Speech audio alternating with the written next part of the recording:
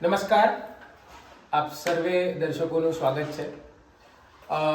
Podcast series માટેનો વિષય આપવામાં આવ્યો ત્યારે મારા મનમાં અમુક પરિવારજનો પહેલાં આવ્યા. સિનેમાની વાત થઈ ત્યારે મારા મનમાં મારા પપ્પા આવ્યા, અને જ્યારે સંગીતની વાત થઈ ત્યારે મારા મનમાં મારા મમ્મીના માસી એટલે કે અંબિકાબા આવ્યા, જે આપણી સાથે છે આજના પોડકાસ્ટ પર. તો જ્યારે સંગીતની વાત આવે ત્યારે અંબિકાબા પાસેથી આપણે ઘણી બધી વસ્તુઓ જાણી શકીએ છીએ, અને એમનું પોતાનું જીવન પણ ખાસું એવું સંગીતમય રહ્યું છે. એમના બાળપણથી લઈને અત્યારના સમય સુધી આપણે દરેક તબક્કા વિશે થોડી થોડી વાતચીત કરીશું. તો સ્વાગત છે. સંગીત શબ્દ જ્યારે આવે, તમારા માટે સંગીત એટલે શું? ભગવાને વારસામાં અમને આપ્યું. જ્યારે અમે ભણતરની શરૂઆત કરી ત્યારે પહેલા ધોરણથી જ ગમે તે ધોરણનો વારો હોય ગાવામાં પ્રાર્થના, ત્યારે મારે તો ઊભું જ રહેવાનું, અને હું ઊભી રહું એટલે મારી નાની બેન છે, એનું નામ ભારતી છે, એ એકદમ રડવાનું શરૂ કરે કે આ ક્યાં જાય છે, એને પણ ઊભી રાખવાની. એટલે અમે બંને સાથે રહીએ, અને જે ધોરણનો વારો હોય એ લોકો હોય એ બધા અમે સાથે પ્રાર્થના ગઈએ. અને એ ગોડ ગિફ્ટ છે. એમાં સૂર લય તાલનો કશું એવું તે વખતે કોઈ સાધના નથી કરી કે કોઈ પ્રેક્ટિસ નથી કરી, કોઈની પાસે શીખવા નતા ગયા, પણ ઓટોમેટિક હાર્મોનિયમ પર વગાડે તો અમારો સૂર સાથે મળી જાય. એ કુદરતી હતું અમારી સાથે. અમારે ત્યાં અમે દાહોદમાં ફ્રીલેન્ડગંજમાં રહેતા હતા. ત્યાં ક્લાસિકલ શીખવાના ગુરુજી હતા. એમનું નામ હતું શિવરામજી હિવરાલે. હવે આજથી 50 વર્ષ પહેલા થોડુંક રૂઢિચુસ્તતા હતી કે દીકરીઓને આમ સંગીત શીખવામાં આમ થોડોક ક્ષોભ અનુભવે મા બાપ. એ અમારા પિતાશ્રીમાં હતું, એટલે ના પાડતા હતા. એટલે ના પાડતા કે નથી શીખવાડવું મારે. પણ ઘણા બધા એમના મિત્ર વર્તુળે એમ કહ્યું કે તમે તમારી દીકરીને આગળ લાવો, ખૂબ આગળ આવશે, અને એને ક્લાસિકલ શીખવાડો તમે. પછી એ માન્યા.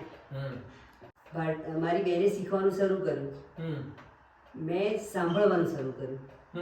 5 વર્ષ મેં સંગીતને સાંભળ્યું, માત્ર સાંભળ્યું 5 વર્ષ, અને 4 કલાક 5 વર્ષ સુધી શ્રવણ કર્યું. એ શ્રવણ એ બહુ મોટી તાકાત છે. શ્રવણ કર્યાથી એના સૂર તમારા અંદર ઉતરી જાય, અને પછી તમે એને મગજમાં યાદ રાખીને જો હાર્મોનિયમ પર ન શીખ્યા હોય છતાં પણ તમે હાર્મોનિયમ પર વગાડી શકો. શ્રવણ આમે પણ બાળકોને આપણે શ્રવણ શક્તિ પહેલી કરવી હોય. સાચી વાત છે. ભાષાના 4 પાયા છે, જે શ્રવણ, કથન, વાચન, પછી લેખન આવે છે. એટલે સૌથી મોટું અગત્યનું શ્રવણ છે. તો સાંભળીને તમે ઘણું બધું શીખી શકો છો. આના કારણે પરિવારમાં તમારા પપ્પાનું તમારા પ્રત્યેના વલણમાં શું ચેન્જ આવ્યો? ખૂબ બદલાવ આવ્યો. એ બદલાવ અને તમારી અંદર આંતરિક શું બદલાવ આવ્યા? બદલાવ એટલો આવ્યો એમના કે કદાચ અમે એમ કે આજે થાકી ગયા છે તો કદાચ આપણે આજે બેઠકમાં, પણ એ પહેલા તૈયાર થઈ જાય, અમારા કરતા પહેલા તૈયાર થાય, અને બેઠકમાં આવે અમારી સાથે, અને એ પોતે પ્રપોઝ કરે કે તમે આ ગાઓ, આ ગાઓ.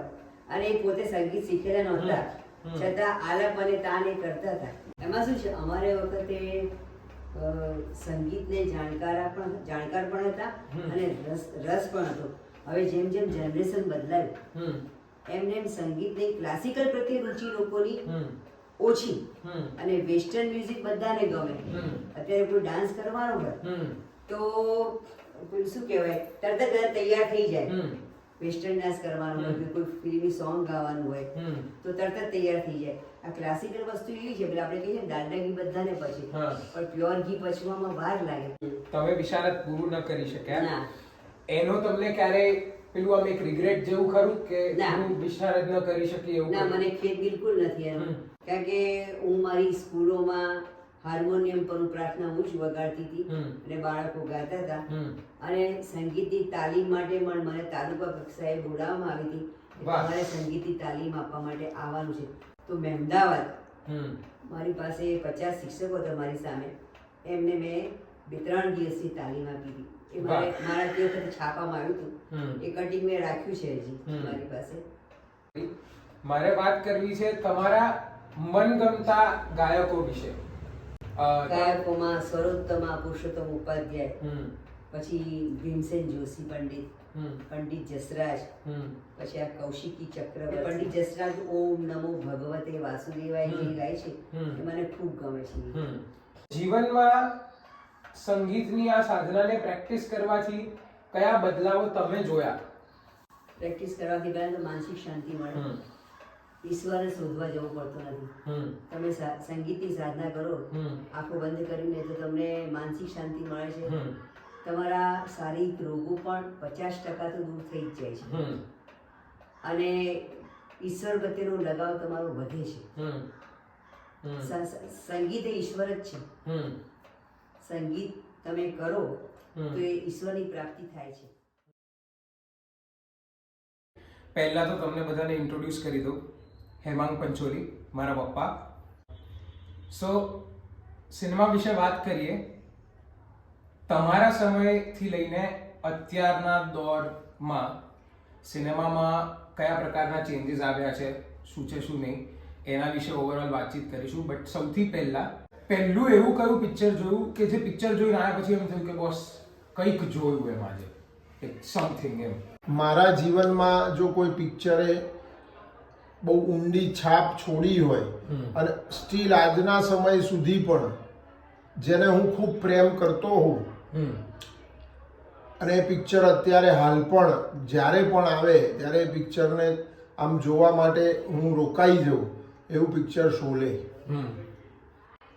કે જે મેં મારી લાઈફમાં કદાચ ગણ્યું નથી પણ એવું કહી શકાય કે કદાચ મેં 40-50 વાર શોલે જોયું હશે. ટીવીમાં, VCRમાં, થિયેટરમાં, એ રીતે. અને બહુ જ શોલેની અસર મને ખૂબ મારા ઉપર રહી. ચોઇસીસ તો અત્યારે વધારે છે, બરોબર, ઇનફેક્ટ, પણ તોય એ વખતે ઓડિયન્સ કઈ રીતે નેવિગેટ કરતી હતી કે ભાઈ આ મારો સ્ટાર છે, આ મારો સ્ટાર છે. કોકને બચ્ચન ગમે, કોકને ઋષિ કપૂર ગમે, કોઈકને જીતેન્દ્ર ગમે, રાઈટ? અને બધા એક જ ટાઈમે કો એક્ઝિસ્ટ કરતા.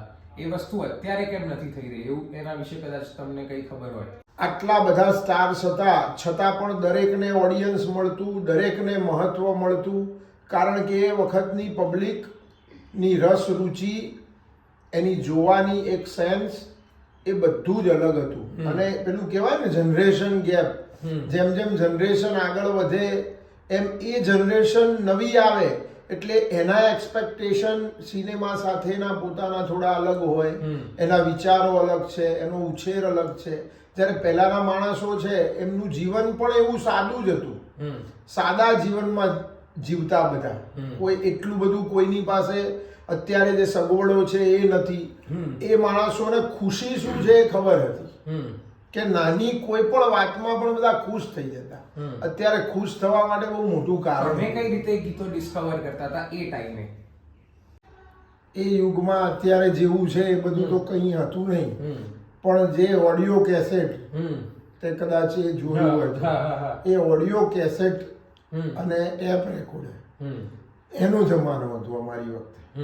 અને સારા સારા મૂવી કે જેના ગીતો બહુ જ ફેમસ થયા હોય, જેમ કે રાજેશ ખન્નાના બધા મૂવી એ વખતે હતા, દાગ છે, એ અનેક મૂવીઓના એ વખતની કેસેટો લોકો પાસે પુષ્કળ રાખતા લોકો, અને દરેક એ ટેપ રેકોર્ડરમાં વગાડતા અને એનો આનંદ લેતા. મને ખબર છે કિશોર કુમાર તમને બહુ જ ગમે છે, રાઈટ? પહેલું એવું ગીત કે જે તમે ક્યાંક કોઈ ટેપ રેકોર્ડરમાં સાંભળ્યું હોય મિત્રો સાથે બેસીને, કેવી રીતે તમને રિયલાઇઝ થયું કે આટલા બધા સિંગર્સ છે, એમાંથી આ વ્યક્તિ કંઈક અલગ છે, કંઈક ખાટું છે? કિશોર કુમારનું ગાયન, આ ચિનગારી કોઈ ભડકે તો સાવન ઉસે બુઝાએ, સાવન જો આગ લગાએ ઉસે કૌન બુઝાએ. એક કરુણેશ કરીને મારો મિત્ર હતો, કરુણેશ ચક્રવર્તી. અને એ મારો એક જ મિત્ર અને પિક્ચરનો જ મિત્ર. પાછું તને આશ્ચર્ય થશે, તમે બંને ખાલી પિક્ચર જોવા જ જાઓ? પિક્ચર જોવા જ જઈએ, એ સિવાય અમે ક્યાંય ગયા નથી. અને એની સાથે મેં પુષ્કળ પિક્ચર. આટલા સમયમાં તમે ઓબ્ઝર્વ કરેલા એક્ટર્સ માંથી એક એવો એક્ટર કે જે એક્ટર તરીકે બહુ જ સરસ હતો, બટ એને જે સ્ટારડમ ડિઝર્વ કરતો હતો એ સ્ટારડમ ના મળ્યું? સંજીવ કુમાર. સૌથી હેન્ડસમ એક્ટર સિનેમામાં તમે જોયો હોય એ? ધર્મેન્દ્ર. એમાં તો કઈ કહેવાય જ નહીં, હું એવું માનું છું. એક એવી એક્ટ્રેસ જેની બ્યુટી મેસ્મરાઇઝિંગ હતી, એક્ટ્રેસ હેમા માલિની. 5 ફિલ્મો, તમારી 5 ફેવરેટ ફિલ્મો, 5 ઓર્ડર વાઇઝ, સૌથી મનગમતી અને પછી એ પ્રમાણેના ઓર્ડરમાં 5 ફિલ્મો અને 5 ગીતો. શોલે, ઓકે. દીવાર, ઘાયલ. હમણાં નવામાં તો ઘાયલ એક મને ગમતું હતું, વચ્ચેનામાં ગદર અને હીરો. હીરો અને 5 ગીતો. આજ મોસમ બડા બેઈમાન. લોફરનું ગીત છે, ધર્મેન્દ્ર હેમા માલિની હોય છે કદાચ. પછી આ ચિનગારી કોઈ ભડકે. પછી આમ નવામાં એવું નહીં, પણ મને આમ એ ગાયન સાંભળ્યું ને તો માઇન્ડ બહુ ઉડ જા કાલે કાવા તેરે મુંહ વિચ ખંડ પાવા. એક આ ગાયન પણ મને બહુ. લગ જા ગલે કે ફિર યે હસી રાત હો ન હો, શાયદ फिर इस जन्म में मुलाकात